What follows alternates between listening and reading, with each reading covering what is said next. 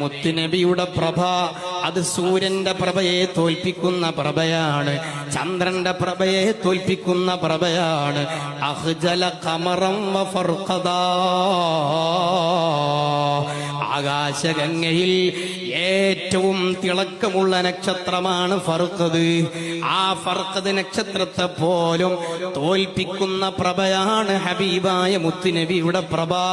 നിങ്ങൾ നോക്കൂ, സൂര്യൻ ഉദിച്ചാൽ അത് ഉദിച്ചിടത്ത് മാത്രമേ വെളിച്ചമുള്ളൂ, അത് അസ്തമിച്ചാൽ അവിടെ വെളിച്ചവും ഇല്ല.